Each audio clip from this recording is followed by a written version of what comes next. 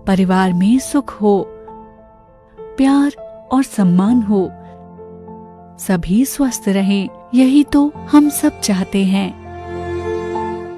लेकिन फिर भी नाराजगी, उदासी, चिंता और बीमारी आज घर घर में है। खुशहाल और स्वस्थ परिवार के सूत्र सीखिए। ब्रह्मा कुमारीज महिला प्रभाग द्वारा आयोजित 2 दिवसीय ई कॉन्फ्रेंस में। नमस्कार। ब्रह्मा कुमारीज के महिला प्रभाग के इस विशेष ई कॉन्फ्रेंस में आप सभी का स्वागत है। इस कॉन्फ्रेंस के दूसरे दिन का ये पहला सत्र है और इस सुबह के सत्र में हम बहुत ही इम्पोर्टेंट पहलुओं पर चर्चा करने वाले हैं। भारत में अक्सर ये कहा जाता है कि जो हाथ पालने को झुला सकती हैं, वो ही हाथ पूरे दुनिया को भी हिला सकती हैं। समाज में महिलाओं की भूमिका के ऊपर हम इस सत्र में चर्चा करेंगे। अगर एक मूल्यनिष्ठ समाज की परिकल्पना की जानी चाहिए तो उस मूल्यनिष्ठ समाज की परिकल्पना के लिए नारी के बिना वो चित्रण अधूरा रह जाता है। महिला एक बहुत ही इंपॉर्टेंट की है वैल्यू बेस्ड सोसाइटी के लिए। इस दूसरे दिन के तीसरे सत्र में हम कुछ ऐसे लीडर्स से मिलेंगे जिन्होंने समाज में एक क्रांतिकारी परिवर्तन के लिए योगदान दिया है। महिला होते हुए और महिलाओं के लिए काम करने के ये कुछ ऐसे उदाहरण हैं जो विश्व में ढूंढने पर मिलते हैं। आइए आज के सत्र की शुरुआत करते हैं। एक ऐसे व्यक्तित्व से मैं आपकी मुलाकात करवाना चाहता हूं जिन्होंने भारत के इस आध्यात्म की अलख को पूरे विश्व में जगाने की कोशिश की है।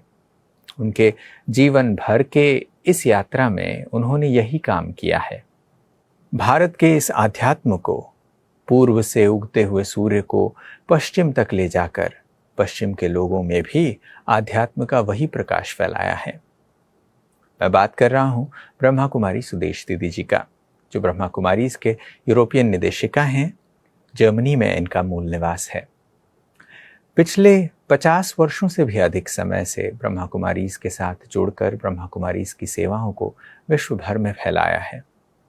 विश्व के 5 ही महाद्वीपों पर इन्होंने यात्राएं करके लोगों के अंदर आध्यात्म की, राजयोग की शिक्षाओं को दृढ़ीकृत किया है। आज ये हमारा सौभाग्य ही है कि ब्रह्मा कुमारी सुदेश दीदी जी हमारे साथ हैं और आज उनसे सुनने का एक सौभाग्य मिल रहा है। तो आइए सुनते हैं ब्रह्मा कुमारी सुदेश दीदी जी से। ओम शांति। महिलाएं शब्द ही है महिला। मही धरती को कहा जाता है। धरती माँ भी कही जाती है। माताएं की महिमा महान है। वास्तव में देखा जाए तो जितनी भी भारत की महिमा है वो माताओं की महिमा की गिनती करें तो अनंत है। क्यों कि जहां भी शब्द माँ आता है, गरिमा है, महिमा है, तो महिमा वाली माताएं, गरिमा पूर्ण जीवन वाली धारण करने वाली माताएं, गुणवान महिलाएं ऐसे ही हैं जैसे धरती माँ, भारत माँ, भारत माता। भारत की माताओं की मैं विशेष बात कर रही हूं क्योंकि भारत की संस्कृति महान है। भारत में आदि सनातन देवी देवता धर्म ही भारत की संस्कृति का आदर्श है। जहां पर पहले नारी शब्द आता है, महिमा आती है, फिर नर की महिमा आती है। लक्ष्मी नारायण, नारायण लक्ष्मी नहीं कहा जाता। सीता राम, राम सीता नहीं कहा जाता। राधे कृष्ण। तो ये महिमा महिला की महिमा है, कन्या की महिमा है, कुमारी की महिमा है। कन्याएं पूजनीय योग्य है। महिला, क्योंकि वो उस महिला मतलब जिम्मेवारी उठाने वाली, दूसरों को संभालने वाली। जैसे धरती उपजाऊ है, तो जैसी धरती है, अगर वो उपजाऊ भूमि है तो उस पर जो खेती होगी वो बहुत समृद्धिशाली होगी। वृक्ष होगा, फलदायक होगा। पथरीली जमीन पर फूल नहीं उगते, अगर उगते भी हैं तो बहुत थोड़े। हरियाली भूमि पर, सॉफ्ट धरती पर सुंदर फूल उगते हैं। खेती हरी भरी होती है, फल मधुर मीठे, हरियाली देने वाले, खुशहाली देने वाले होते हैं।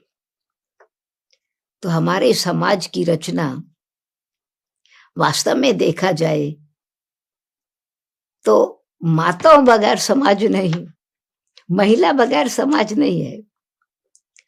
टोटल समाज में तो दोनों का ही महत्व है। गृहस्थ की गाड़ी दोनों पहियों से चलती है। नर नारी दोनों को ही समान रूप बनना है।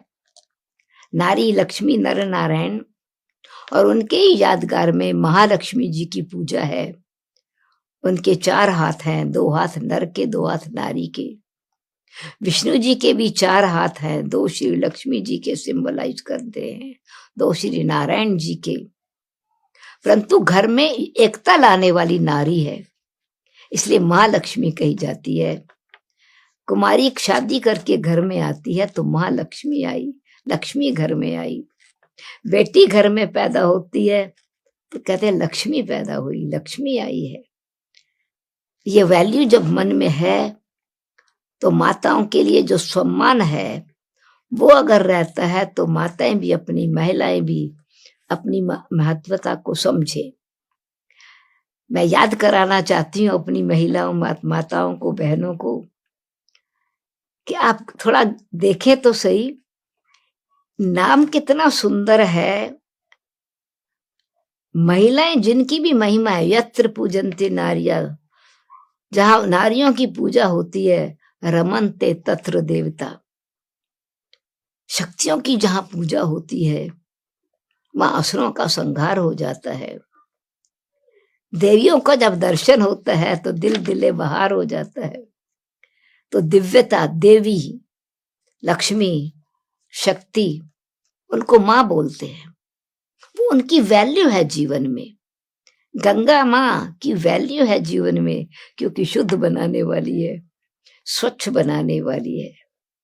यहाँ तक कि उनकी महिमा है, पतित पावनी है।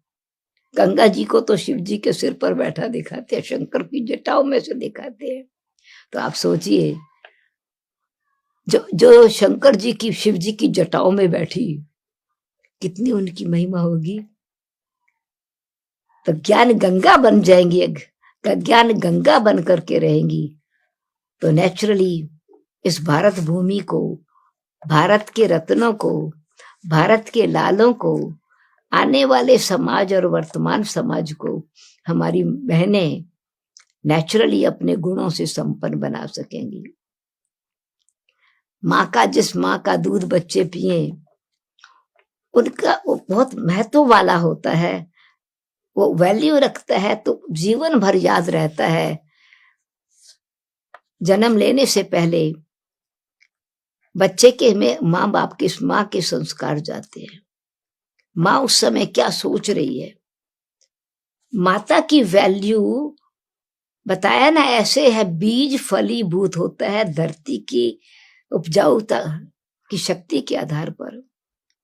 तो जिस समय वो बीज बच्चे का पड़ा, उस समय से माताएं अपने विचार कितने श्रेष्ठ रखे, किस प्रकार का लिटरेचर उनको पढ़ना चाहिए, किस प्रकार की मन में भावनाएं उनको रखनी चाहिए, किस प्रकार का व्यवहार उनको रखना चाहिए, कितने उनको संस्कार ऊंचे बनाने चाहिए।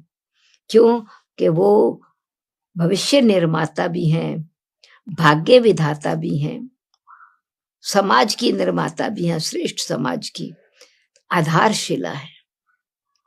इसलिए जब फाउंडेशन मजबूत है तो कैरेक्टर बिल्डिंग, जीवन की बिल्डिंग जरूर ऊंची भी होगी, आदर्श वाली भी होगी, मजबूत भी होगी, सुंदर भी होगी। तो जो बच्चे हैं वो उसी प्रकार से माँ के चरित्र से बच्चों का पहला पहला प्रभाव, जो बचपन में इंप्रेशन पड़ते हैं वो जीवन भर रहते हैं। तो इसीलिए जैसे माँ के संस्कार, जैसे उनके गुण, स्वाभाविक रीति से माँ के मतलब वास्तव में नारी में कुछ प्रभु देन है, उपहार है। नारी जीवन में, माताओं के जीवन में त्याग, तपस्या, सेवा, शुभ भावनाएं, शुभ कामनाएं कूट कूट कर भरी हुई हैं।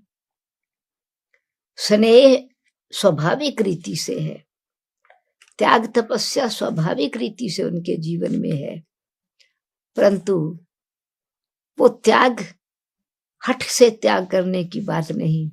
स्वाभाविक रीति से जब त्याग है तो स्वाभाविक रीति से स्वभाव में दिव्यता जब रहेगी तो साधारण समाज नहीं रहेगा, ये देवी समाज बन जाएगा। ये सृष्टि जो है वो देवताओं की बन जाएगी। क्यों कि परमात्मा की महिमा है, मानुष से देवता किए करत न लागी वार। तो परमात्मा को भी गॉड ऑल्सो नीड्स विमेन, क्योंकि सृष्टि तो माताओं द्वारा ही बढ़ती है, निमित्त तो वही है। तो इसीलिए संसार की सृष्टि को चलना, गाड़ी को चलना एक पहिए की गाड़ी नहीं, दो पहिए की गाड़ी है, दोनों का ही महत्व है। परंतु आज हम माताओं की महत्व की बात कर रहे हैं। ऑफ कोर्स पिता का बहुत महत्व है, क्यों कि पालना, चरित्र, आदर्श जीवन बड़ों को देख करके बच्चे का बनता है। परंतु रोल ज्यादा जीवन में माँ का बचपन से ही रहता है। तो पहला टीचर जो है वो माँ है,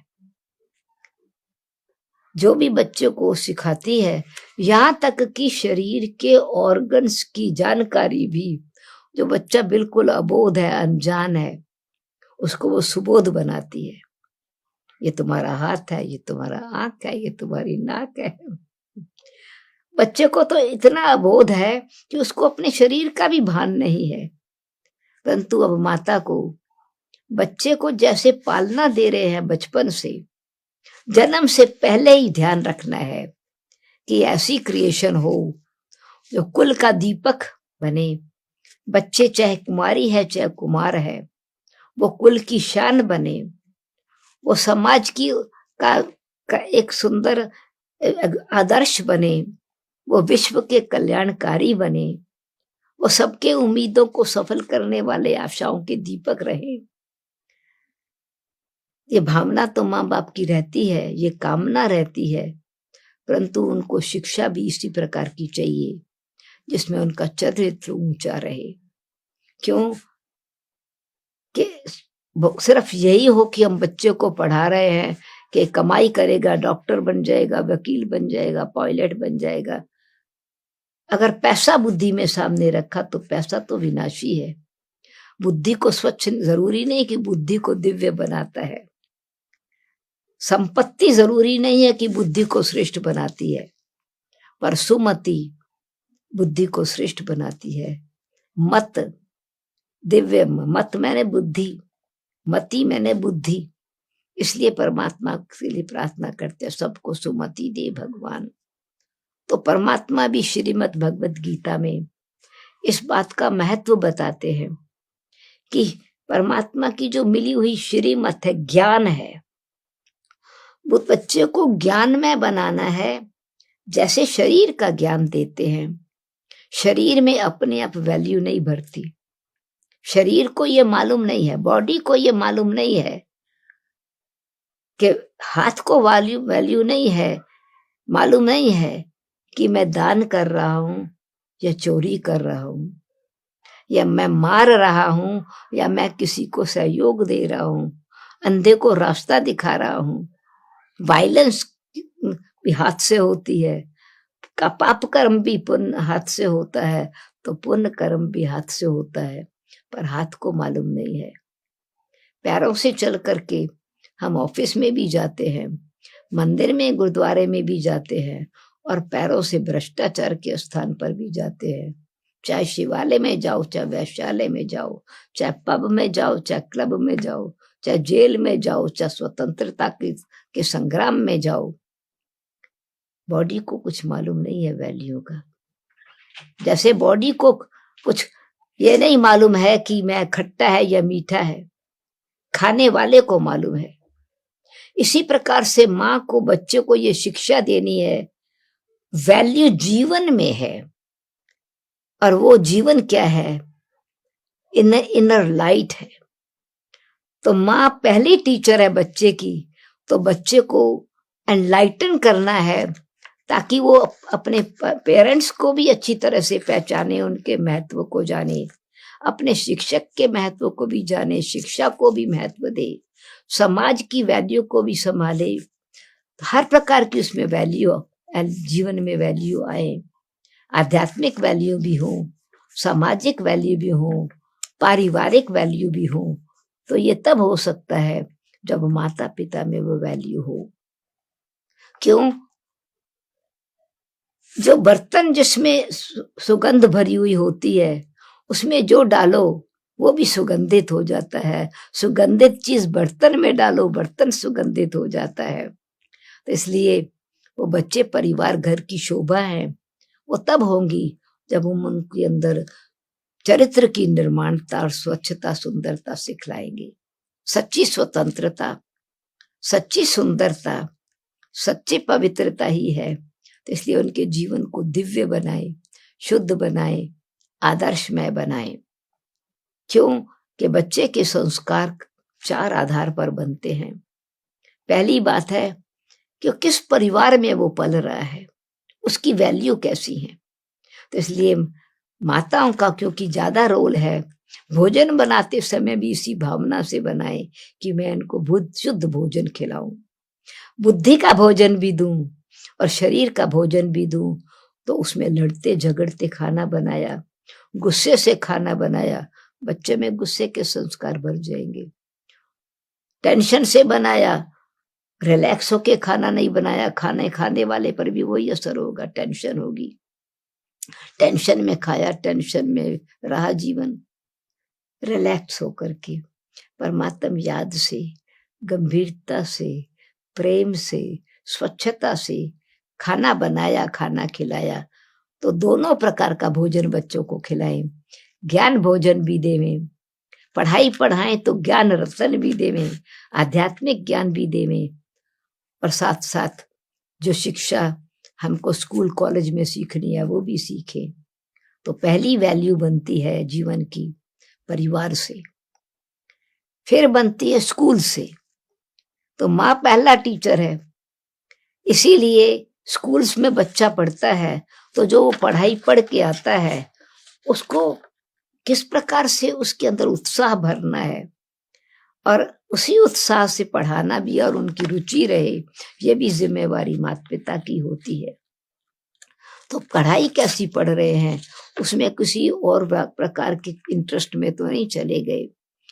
उसका भी आधार होता है कि उनको राइट दिशा दिखाना, और इसकी वैल्यू जो जीवन में समाज में ऊंच बनना है, तो दोनों प्रकार की कमाई हो, धन की कमाई भी हो, परंतु चरित्र की भी ऊंचाई भी हो। इसलिए पढ़ाई के साथ साथ उनकी कंपनी कैसी है, संग कैसा है, तीसरा संस्कार बनता है संग से।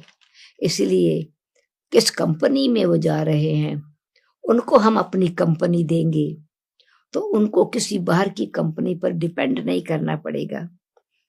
क्योंकि कभी कभी क्योंकि मान नहीं मिलता, स्नेह नहीं मिलता है, टाइम नहीं मिलता है, वो दूसरी कंपनी में चले जाते हैं। तो मैं जानती हूँ माताओं को प्रेशर नहीं रखना है, परंतु प्रेशियस लाइफ बननी है और बनानी है, और अपना जीवन भी प्रेशियस बनाना है। क्योंकि माताओं ने अपना सम्मान खो दिया है। क्यों? कि औरों ने सम्मान नहीं दिया। पुरुष जाति ने सम्मान नहीं दिया, वर्ग ने सम्मान नहीं दिया, या समाज ने सम्मान नहीं दिया, या सोसाइटी ने सम्मान नहीं दिया, तो धीरे धीरे माताओं का सम्मान गुम हो गया। मीठी बहनों, ये बहुत इंपॉर्टेंट है कि आप अपने सम्मान में रहें, अभिमान में नहीं, सम्मान में रहें, चिंता में नहीं, प्रभु चिंतन में रहे, शुभ चिंतन में रहे, पर चिंतन नहीं, स्वचिंतन में रहे। क्योंकि पर चिंतन दोष दर्शन में मन दूषित होता है, एनर्जी वेस्ट होती है, और वही हम घर में अगर उसी प्रकार का वातावरण रख रहे हैं तो नेचुरली बच्चे भी वही सीखेंगे, जो उनको मालूम भी नहीं है कि किसी का दोष कैसा है और कौन का संस्कार कैसा है। बिना देखे ही हम उनका संस्कार, उनमें भी वही संस्कार भर रहे हैं। आपकी अगर किसी के साथ कुछ अनबन हो गई है और आप वही बार बार घर में बोल रहे हैं, तो बच्चों के हृदय में भी वही असर पड़ेगा। पढ़ाई में उनको ये चिंता हो जाएगी, हमारा माँ बड़ी दुखी है। तो इसीलिए एक गंभीरता की शक्ति चाहिए, हृदय की शुद्धि चाहिए, ताकि घर का वातावरण शुद्ध बन सके। इसीलिए नियमित रूप से घर के वातावरण कोई ऐसा बनाए जैसे कि मन मंदिर बन जाए, घर आश्रम बन जाए, तो सभी प्रेम से रह सके। उनको घर में ही आपस में भाई बहन की, परिवार की, संबंधियों की ऐसी कंपनी मिले, ऐसा समाज मिले, तो बाहर जो वो जाएंगे तो वही संस्कार लेकर के जाएंगे। चाहे किसी भी क्षेत्र में जाते हैं, चाहे वो राजनीतिक क्षेत्र में जाते हैं, चाहे साइंस के क्षेत्र में जाते हैं, चाहे शिक्षा के क्षेत्र में जाते हैं, कुछ भी कोई भी एरिया समाज में जाए, तो सुगंध तो जहां भी जाती है, लाइट जहां भी जाती है, किसी भी अंधकार के कॉर्नर में जाती है, प्रकाश का ही वर्णन करती है। सूर्य जहां भी चढ़ता है, अंधेरे कॉर्नर में लाइट ही दिखाएगा। फूल जहां भी होगा, गंदगी में भी खिला हुआ खुशबू ही देगा। तो इसी प्रकार से पहले तो हमारी बहनों को, महिलाओं को अपनी सम्मान को जगाना है। और मैं बड़े गौरव से कह सकती हूँ कि ब्रह्मा कुमारी ईश्वरी विश्वविद्यालय की शिक्षा जो हमने ब्रह्मा कुमारी ईश्वरी विश्वविद्यालय के निमित्त बने, प्रजापिता ब्रह्मा से पाई और जगदम्बा माँ सरस्वती से प्राप्त की, तो उन्होंने सम्मान जागृत किया कुमारियों के मन में। वो कुमारियां खाली कुमारियां नहीं, ज्ञान गंगाएं बन गई। ज्ञान गंगा बन करके आत्माओं को किस प्रकार से ज्ञान का प्रवाह दे रही हैं। वो ज्ञान गंगा नहीं, वो शिव शक्तियां बन गई। उस शक्ति से आसुरी वृत्तियों का संहार करने वाली बन गई। वो देवियां बन रही हैं, अपने जीवन में संतुष्टता, नम्रता भर रही हैं, शीतला स्वरूप बन रही हैं। तो माताओं का ही तो गायन है, ये महिलाओं का ही तो ज्ञान है, गान है, गायन है। तो आप सरस्वती स्वरूप हैं, इसलिए विद्या की देवी हैं। आप गंगा मैया हैं, शीतलता का प्रवाह फैलाने वाली हैं। शुद्ध प्रवाह फैलाते जाए, वायुमंडल को सुंदर स्वच्छ बनाते जाए। गंगा में कोई कुछ भी डाले, किचरा वो अपने पास नहीं रखती, बहा के ले जाती है सागर के पास। इसलिए अपने मन में कभी दुख की लहर नहीं रखना मेरी मीठी बहनों। सदा स्वमान में रहना, क्योंकि स्वमान में रहने से ही स्वमान, तब सबको सम्मान दे सकेंगे।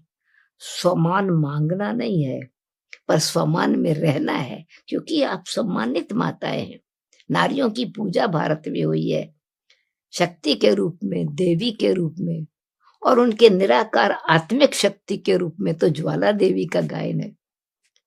महालक्ष्मी, सरस्वती, ज्वाला, दुर्गे, अम्बा, कल्याणी, शक्ति, शीतला, कितनी देवियों का महिमा है। इसीलिए आप अपनी दिव्यता को याद रखें और उसी को अपने जीवन में लाएं। यदि कोई आपकी वैल्यू को नहीं जानता, डजंट मैटर। क्यों? हीरा तो हीरा ही है। हीरे को अगर पारखी नहीं परखता है, अनजान व्यक्ति नहीं परखता है और पत्थर समझकर फेंक देता है, तो कितना भी दूर वो पत्थर कहां भी पड़ा रहे, हीरे अपनी वैल्यू को, उसकी वैल्यू कम नहीं होती।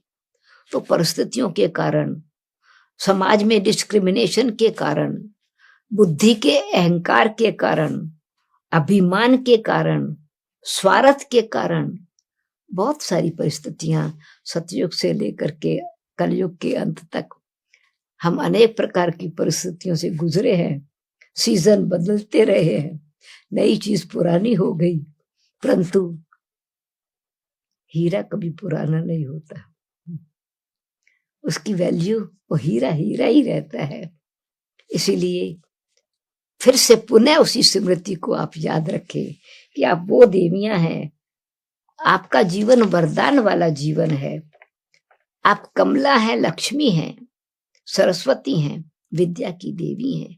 तो बुद्धि में इस प्रकार के सम्मान रखेंगे तो दूसरे को भी वैल्यू दे सकेंगे। तो ये जो समाज में सिस्टम बन गया, लड़की है तो भेद है, भाव है, लड़का है तो अच्छा है, लोभ की वृत्ति आई, धन को सामने रखा, आने वाली कुमारी की वैल्यू को खत्म कर दिया।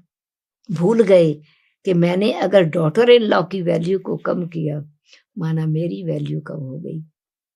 दूसरे को वैल्यू देना, हीरे को हीरा अगर अपने को पत्थर समझने लगे तो हीरे की परख नहीं रहेगी। इसीलिए सम्मान देने की शक्ति, वो बेटी है, बहु मदर इन लॉ कहते हैं, अब उसके बदले मदर इन लव। ऐसे मदर इन लॉ कहा तो लॉ को ऑर्डर में रखा, परंतु मदर लॉ उसका क्या है, मदर का लॉ क्या है, लव देना, प्रोटेक्ट करना, इंस्पायर करना, कमियों को अगर कोई है तो उसका सुधार करना। गंदगी को फैलाना नहीं होता है, गंदगी को स्वच्छ करना होता है। तो अगर कोई कमजोरी भी है तो हम हमारी ही कुल की हैं, हमारी जाति की हैं, तो ये सम्मान देना ये अपना स्वभाव है। अपनी वैल्यू रखना माना दूसरे की वैल्यू रखना, दूसरे की वैल्यू रखना माना अपनी वैल्यू रखना। तो ये नहीं कि अगर बेटी घर में पैदा हुई है तो दुख की लहर आ जावे, बेटा घर में पैदा हुआ है तो खुशी की लहर आ जावे। बेटियों ने अथवा कन्याओं ने तो एक सबूत दिया है, समाज में आदर्श बनकर के दिखाया है। तो वो आपकी कन्या कहीं डॉटर इन लॉ बन करके जाएगी, दूसरे की बेटी आपके पास डॉटर इन लॉ बन करके आएगी। तो यही समझना, तो माँ के पास आई है। मदर तो पहला शब्द है ना, लॉ पहला शब्द नहीं है, मदर पहला शब्द है। तो वो माता जी कहती है तो मैं बेटी बना के रखूं। इसलिए जब मदर और बेटी का संबंध है तो लॉ, लव ही लॉ बन जाता है। हर चीज बहुत इन ऑर्डर में चलती है, ऑर्डर में नहीं चलानी पड़ती। क्यों? कि वो भी जैसे संपत्ति घर में आई है, खाली पैसा लेके आई, दहेज लेके आई, वो नहीं, वो हर सेल्फ संपत्ति है।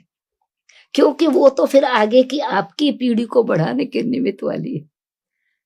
तो इसीलिए आप हमेशा ये ध्यान रखें, हर एक को सम्मान देना है और सम्मान में रहना है। भिखारी नहीं है जो सम्मान मांगे, स्नेह से व्यवहार करना है, स्नेह से व्यवहार मिलना है। तो इसलिए भविष्य का समाज और प्रेजेंट समाज का सुधार और भविष्य का निर्माण का आधारशिलाएं हम महिलाएं हैं, माताएं हैं। इसलिए अपने जीवन को आदर्शमय बनाएंगे तो आने वाली पीढ़ी, आने वाला समाज, आने वाली सृष्टि स्वर्ग बन जाएगी। तो भविष्य के निर्माता आप हैं मेरी बहनों, भाग्य विधाता आप हैं। इसलिए हम सब शिव शक्तियों को समाज में ये सिद्ध करना, जिद करके नहीं, जीवन को ही, सूरज अपने आप को सिद्ध नहीं करता मैं रोशनी हूँ, फूल सिद्ध नहीं करता मैं सुगंधित हूँ, पानी सिद्ध नहीं करता मैं ठंडा हूँ। तो हम नेचुरल स्वभाव में रहे। हमारा नेचुरल स्वभाव है शीतलता, शुद्धि, दिव्यता, श्रेष्ठता। तो श्रेष्ठ समाज की नींव आप श्रेष्ठ माताएं हैं। और घर को मंदिर बनाने, मन को मंदिर बनाने वाली शुद्ध प्रेम की भावना रहे, सदा प्रेम का दीवा जगा रहे, light of love light of peace, light of patience, light of understanding, light of acceptance, light of appreciation, and light of good wishes, light of creating enthusiasm, creating confidence, courage. तो घर मन क्या बन जाएगा? मन मंदिर बन जाएगा। और मंदिर में तो फिर देवताओं की पूजा होती है। घर आश्रम बन जाएगा, क्योंकि सब आपके ही बच्चे आपस में बहुत प्रेम से रहेंगे। आपको एनर्जी वेस्ट नहीं करनी पड़ेगी, मेहनत नहीं करनी पड़ेगी। तो जिम्मेवारी तो है, पर बोझा नहीं है इसमें। क्यों? एनर्जी नहीं वेस्ट हो रही है, एनर्जी बिल्ट कर रहे हैं, एटमॉस्फेयर फ्रेश क्रिएट कर रहे हैं। बस घर को गार्डन बना दो, पीस पैलेस बना दो। तो इसीलिए सृष्टि कैसी बन जाएगी? फूलों का बगीचा बन जाएगा। मन मंदिर बन जावे, घर आश्रम बन जावे, तो सृष्टि स्वर्ग बन जाएगी। तो इसलिए स्वर्ग में तो श्री लक्ष्मी श्री नारायण दोनों ही इक्वल होते हैं। इसलिए अपने जीवन को बैलेंस में रखना है और ब्लिसफुल बनाना है, ताकि समाज भी इतना श्रेष्ठ समाज बन जाए, दिव्य सृष्टि बन जाए। जो बापू गांधी जी की आश थी, राम राज्य बन जाए, वो भारत भूमि फिर से राज्य भूमि, स्वर्ग भूमि बन जाए। इसलिए गृहस्थ को आश्रम नहीं, स्वर्ग आश्रम बनाना है। तो स्वर्ग में तो सब सुख, सभी सुखी होते हैं ना। कोई किसी के साथ लड़ाई झगड़ा नहीं होता, कष्ट नहीं होता। Healthy body, healthy mind, healthy relationship, health, wealth, happiness, फिर सब कुछ रहता है। Thank you. ओम शांति।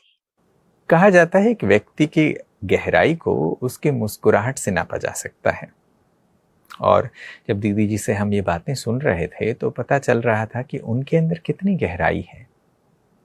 जितनी ज्ञान की गहराई है, उतनी ही सात्विकता और सादगी है। शब्दों में कितनी मिठास है। जब वो मुस्कुराते हैं तो हम सभी मुस्कुराने के लिए बाध्य हो जाते हैं। क्या यह मूल्यनिष्ठ समाज के निर्माण के लिए आवश्यक नहीं है कि हम एक दूसरे के साथ ऐसा ही एक हसनमुख व्यवहार करें, हर्षित मुख होकर एक दूसरे से मिलें? मैं आशा करता हूं कि आप सब ने दीदी जी के इस प्रवचन से बहुत सारी चीजें सुनी होंगी। समझने के लिए जो बातें आज मिली हैं वो आपके साथ काफी दिनों तक चलेंगी, ऐसी मैं आशा करता हूं। आइए कार्यक्रम को आगे बढ़ाते हैं। हमारे अगले वक्ता ब्रह्मा कुमारी संस्था के एक जाने माने चित्र के रूप में जाने जाते हैं। टेलीविजन पर ब्रह्मा कुमारी के कार्यक्रमों की जब शुरुआत हुई, आज से लगभग 2 दशकों पहले, तो ये पहले व्यक्तित्व थे जिन्होंने ब्रह्मा कुमारी की इस ईश्वरीय ज्ञान को टेलीविजन के माध्यम से लाखों लोगों के घरों तक पहुंचाया। हमारे अगले वक्ता ब्रह्मा कुमारी उषा दीदी जी हैं।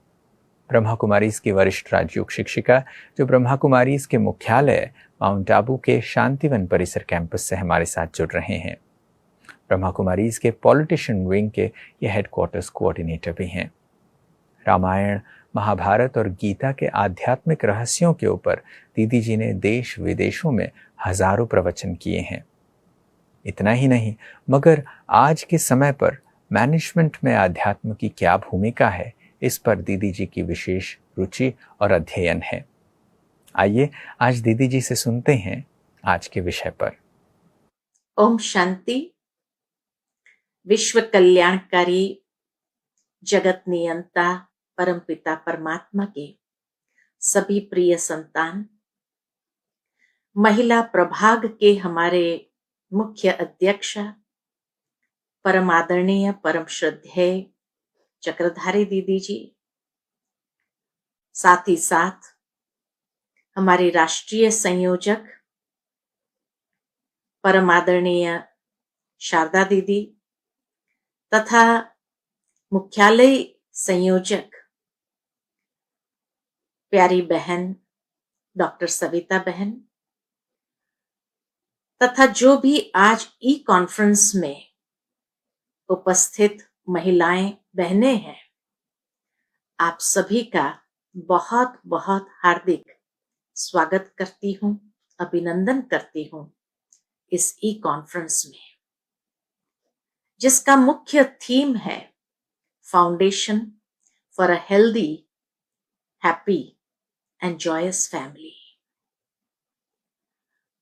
और उस मेन थीम के अंतर्गत जो आज का विषय है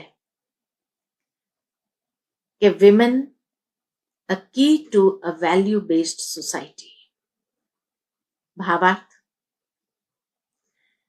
कि आज की नारी मूल्यनिष्ठ समाज की चाबी है, आधार है। वर्तमान समय को देखते हुए आज का ये विषय बहुत ही उपयोगी है, समय की पुकार है। क्योंकि जहां चारों ओर हम विश्व के अंदर देखते जा रहे हैं, समाचार सुनते हैं कि दिन प्रतिदिन समाज की, दुनिया की हालातें कैसी होती जा रही है। दिनों दिन जैसे समाज गिरती कला की ओर ही जा रहा है। और ऐसे समय में इस गिरती कला का कारण क्या है और उसको पुनः अगर उत्थान की ओर ले जाना है तो महिलाएं उसमें क्या योगदान दे सकती है और किस तरह से पुनः नए विश्व की रचना, जो मूल्यनिष्ठ सोसाइटी हो, समाज हो, उसमें महिलाओं का ये योगदान किस तरह से हो सकता है। तो आज विश्व के अंदर ये तो हम सभी जानते हैं कि दिनों दिन चाहे चारित्रिक रूप से, नैतिक रूप से, हर तरीके से अगर देखा जाए तो समाज के अंदर गिरावट आती जा रही है और उसमें भी विशेष मूल्यों की गिरावट हर एक के जीवन में आ रही है। कोरोना काल में, लॉकडाउन के समय में, जब हर एक परिवार घर में है, ऐसे समय में विशेष ये अनुभव हुआ। पहले के समय में तो काम पर निकल जाते थे तो इतना समय एक साथ में रहने का मिलता नहीं था। लॉकडाउन के समय जब 24 घंटा साथ में रहना हुआ तो नेचुरल है एक दूसरे के नेचर को भी अच्छी तरह समझने लगे और कहीं कहीं बहुत टकराव भी आए, कहीं कहीं खूब तू मैं भी हो गई और उसका प्रभाव परिवार के ऊपर, बच्चों के ऊपर बहुत देखने को मिला। कहा जाता है कि ये कोरोना काल के लॉकडाउन में इतनी दूरियां रिश्तों में आने लगी कि कई जगह डाइवोर्स केसेस भी बहुत बढ़ गए। इसलिए कहा कि वर्तमान समय के हिसाब से आज का जो विषय चुना है बहुत उपयोगी, उपयुक्त विषय है, जिसको अगर मैं सही तरीके से अगर रखूं तो जैसे एक पौधा है, उस पौधे को हम रोपित कर देते हैं। रोपित करने के बाद फिर उसका ध्यान रखना बहुत आवश्यक है। खाली रोपित कर देना काफी नहीं है, लेकिन रोपित करने के बाद नित्य उसमें पानी डालना होता है, उसकी परवरिश चाहिए, उसमें खाद आवश्यकता के हिसाब से चाहिए, फिर उसको सही मात्रा में धूप मिल रही है, नहीं मिल रही है, हर चीज का ध्यान रखा जाता, तब वो पौधा जो रोपित किया है धीरे धीरे फलीभूत होने लगता है, वृक्ष बनता है और उस वृक्ष के ऊपर फल लगते हैं। ठीक इसी तरह आज के समाज के अंदर मूल्यों की स्थापना करने के लिए आज तक पुरुष प्रधान समाज रहा और उस पुरुष प्रधान समाज में कई महात्माएं, सन्यासियों ने बहुत अच्छी अच्छी बातें सुनाई, कई कथाएं सुनाई कथाओं का आयोजन हुआ जिसमें सभी मनुष्य जाते रहे और बहुत अच्छी प्रभावशाली बातें कही। लोगों को बहुत अच्छा भी लगा कि आज का प्रवचन महात्मा जी ने बहुत अच्छा सुनाया। लेकिन वो प्रवचन होने के बाद या वो कथा होने के बाद महात्मा जी आगे बढ़ते हैं दूसरे शहर में, तीसरे शहर में, और इस तरह से सब जगह अच्छी बातें तो जरूर सुनाते हैं, लेकिन फिर भी ये देखा गया कि समाज के अंदर उत्थान आने के बजाय दिनों दिन पतन ही होता रहा है। उसका कारण है कि जो बीज डाला अच्छे विचारों का, उसकी परवरिश कौन करेगा? और इसीलिए परमात्मा ने यही समय के हिसाब से माताओं बहनों को आगे किया, क्योंकि माताओं में ये नेचुरल रूप में संस्कार रहते हैं परवरिश करने के। दुनिया में भी कहा जाता है कि एक पुरुष को शिक्षित किया तो एक पुरुष ही शिक्षित हो रहता है, लेकिन अगर एक माता को शिक्षित किया जाता है तो पूरा परिवार शिक्षित होता है। ठीक इसी तरह इतिहास भी गवाह है कि जितने भी दुनिया के अंदर भी महान आत्माएं हुए, उन महान आत्माओं के जीवन के अंदर भी कोई ना कोई नारी का विशेष रोल रहा है। उसकी महानता की नींव को डालने में, उसकी परवरिश करने में कोई ना कोई महिला का योगदान रहा है। चाहे आज तक भी शिवाजी महाराज को लोग याद करते हैं, क्योंकि उसकी माता ने ऐसी वीरता की कहानियां सुनाई, बातें सुनाई बचपन में, और उसको उस तरह से संजोया, उसकी परवरिश की, तो वो महानता उसके अंदर भी स्वतः आ गई।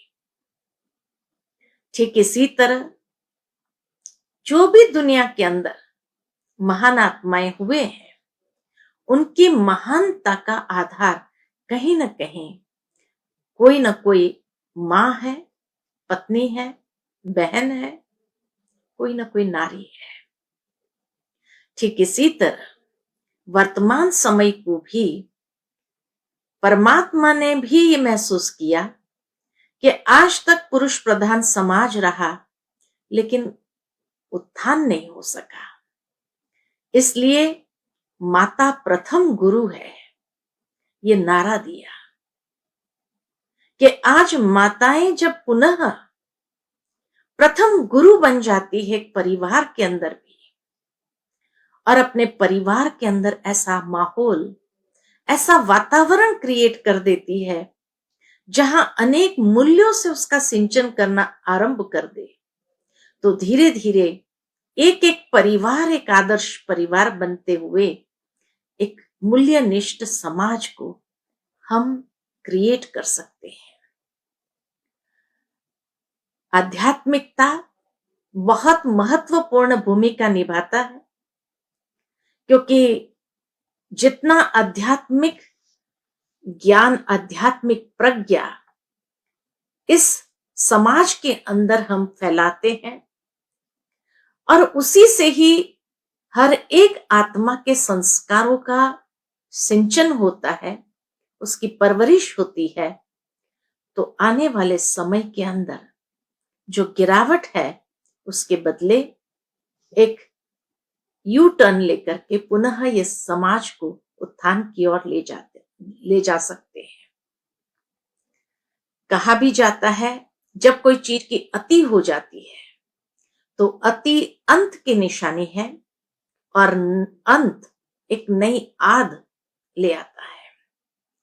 तो इसीलिए आज ये समाज के अंदर जो गिरावट है, पतन है, और ये पतन भी अगर देखते हैं तो अति की ओर है।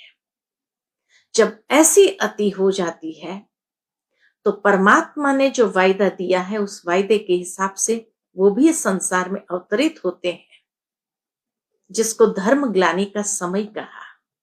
और ऐसे समय पर आकर के मनुष्य आत्मा की आध्यात्मिक प्रज्ञा को जागृत करते हैं। उसका तीसरा नेत्र आध्यात्मिकता का खोलते हैं और वहां से ये यू टर्न लेता है, या एक सिस्टम का अंत और दूसरी सिस्टम की आदि आरंभ होता है। माताओं को, बहनों को आगे ले आते हैं और ये आध्यात्मिक शिक्षा देने का कार्य परमात्मा ने उन्हें सौंपा है, ताकि सिर्फ वो अच्छी बातें न करें, लेकिन समय प्रति समय उसकी परवरिश भी की जाए। तभी हर शहर में ब्रह्मा कुमारी ईश्वरीय विश्वविद्यालय के केंद्र मिलेंगे, जहां नित्य लोग जा सकते हैं और वहां पर ये आध्यात्मिक ज्ञान नित्य सुनने से जीवन के अंदर उस परिवर्तन को कायम ला सकते हैं। कोई भी बात अच्छी सुनते भी है, एक दिन सुनने से परिवर्तन नहीं आता है। रोज रोज उसको सुनते हुए जीवन के अंदर परिवर्तन आने लगता है। जिस तरह कहा जाता है कि एक पत्थर के ऊपर भी नलके से बूंद बूंद पानी गिरती रहती है, तो धीरे धीरे उस पत्थर में भी खड्डा होने लगता है। मनुष्य आत्मा के संस्कार भी इस कलयुग के अंदर इतने तमोप्रधान है, तामसिक है। उसको परिवर्तन लाने के लिए, उस परिवर्तन के लिए भी हमें रोज नित्य आध्यात्मिक ज्ञान का श्रवण करना आवश्यक है।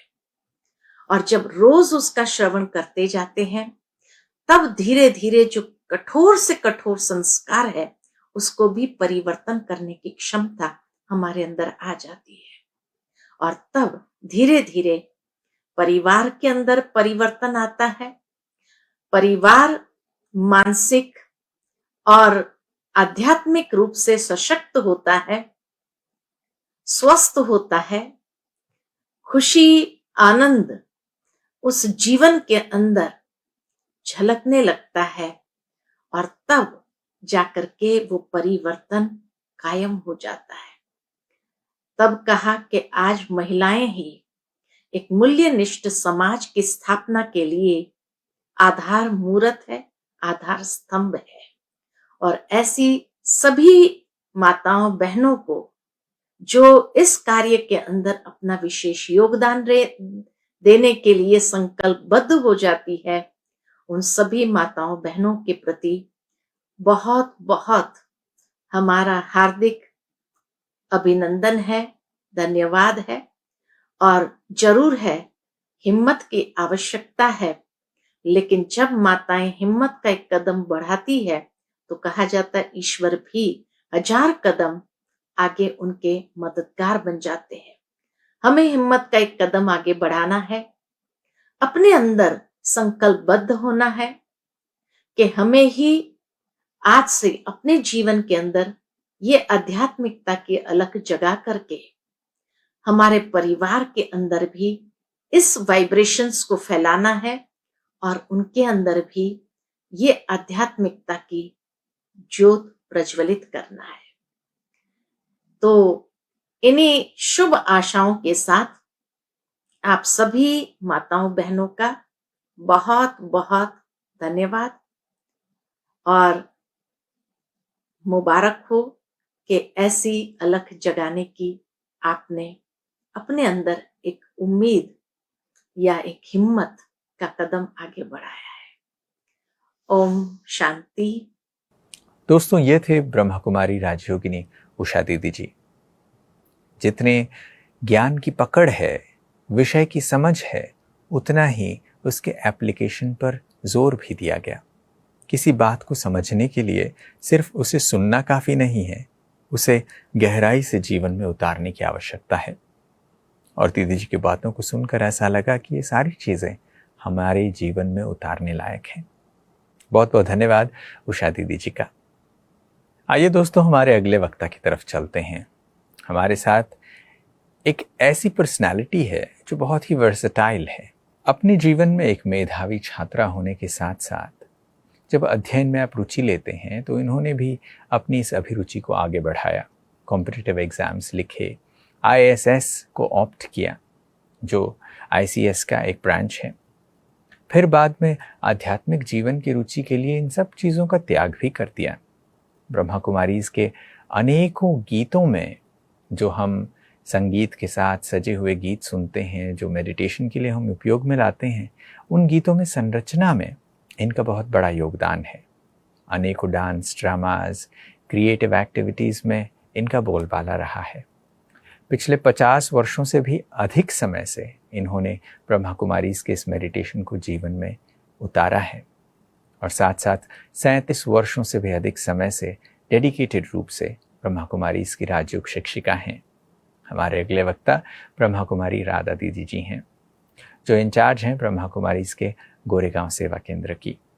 आइए उनसे सुनते हैं महिलाओं की भूमिका क्या है, क्या आवश्यक है आज के समाज में परिवर्तन को लाने के लिए, एक मूल्यनिष्ठ समाज को बनाने के लिए। Om Shanti and very good morning. आज के इस सत्र में हम जिस विषय की चर्चा कर रहे हैं, वैल्यू बेस्ड फैमिली।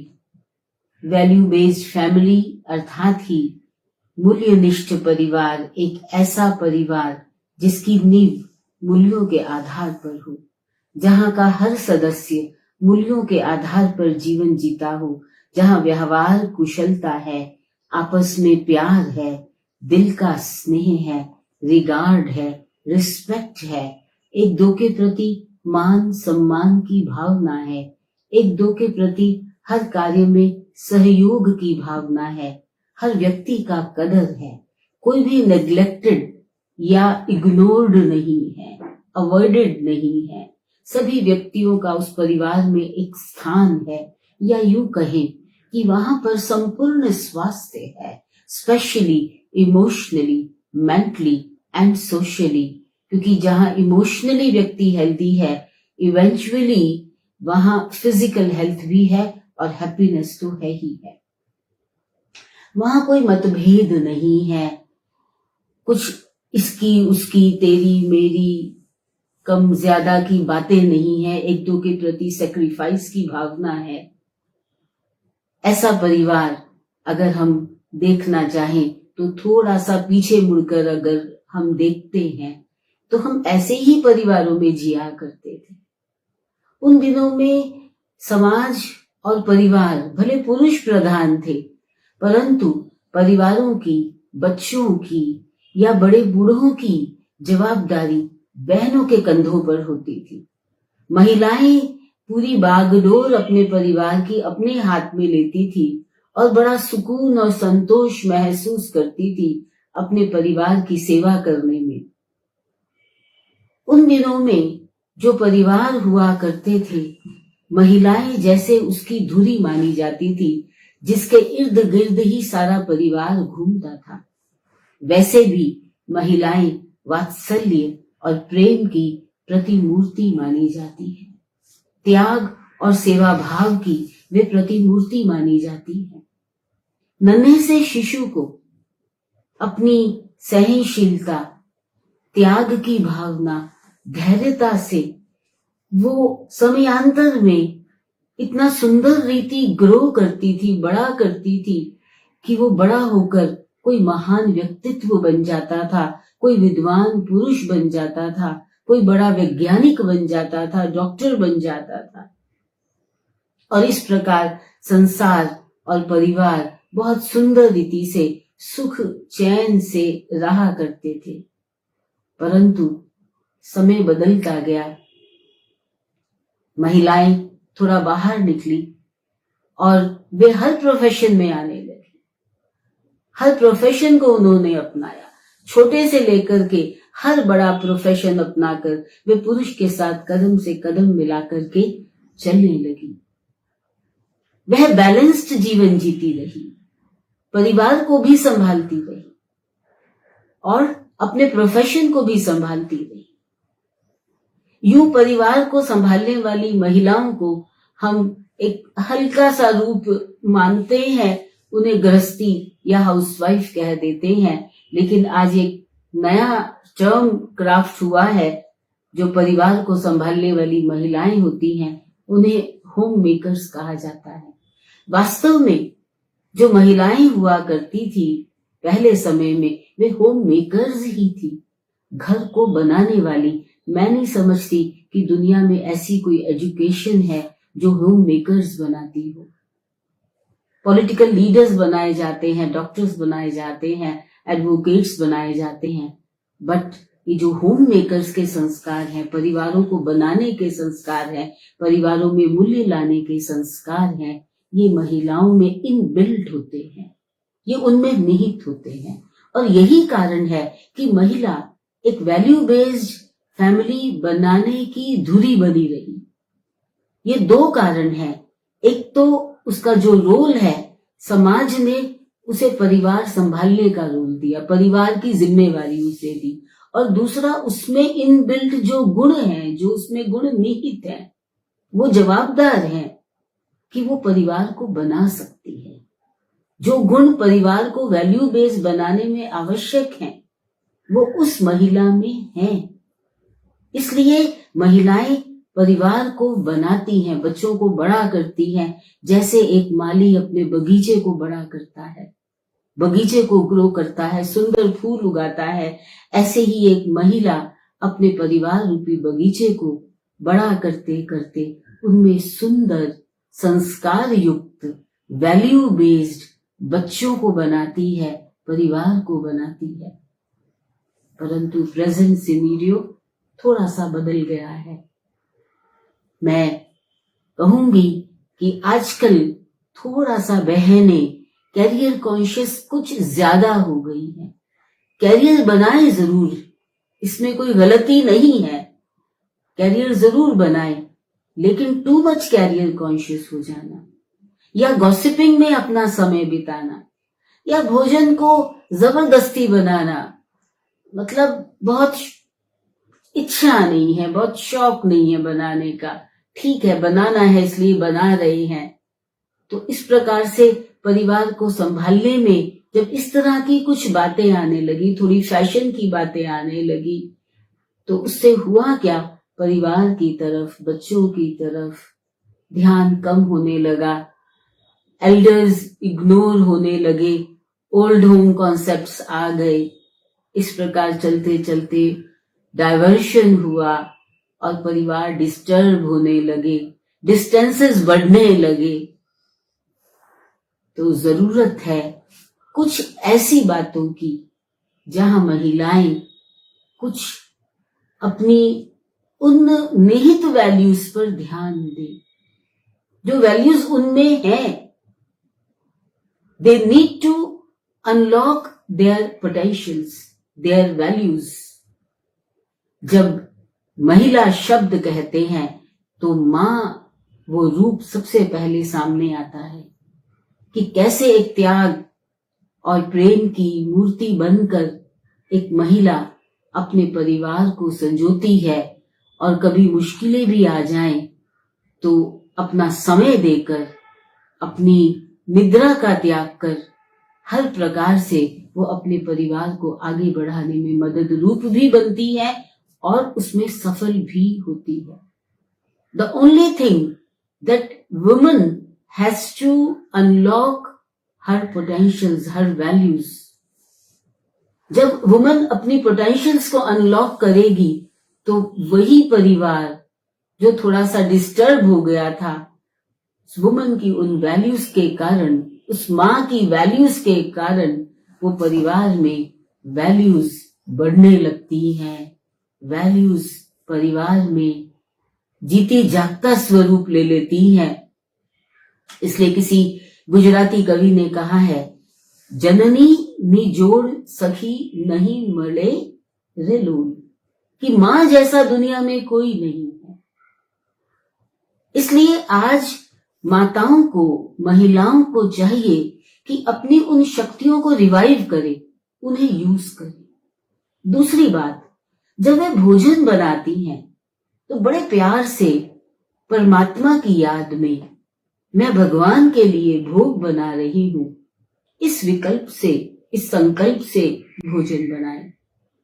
तीसरी बात, अपने परिवार का एक नियम बना ले कि किसी को भी उदास नहीं होना है, किसी को भी नाराज नहीं होना है, किसी को भी जोर से नहीं बोलना है, किसी को भी गुस्सा नहीं करना है। और अगर कोई बात है भी सही, कुछ मन में कोई बात ऐसी आ भी रही है, तो शांति से बैठकर उसका हल निकाले और फिर से जीवन को खुशनुमा बना ले।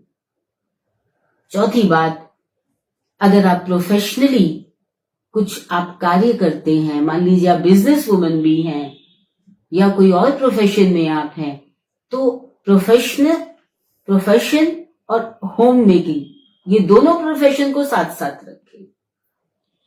अपने घर को अवॉइड ना करें, अपने बच्चों को अवॉइड ना करें। और पांचवी बात कि स्पिरिचुअलिटी, आध्यात्मिकता को अपने जीवन का एक अंग बनाएं।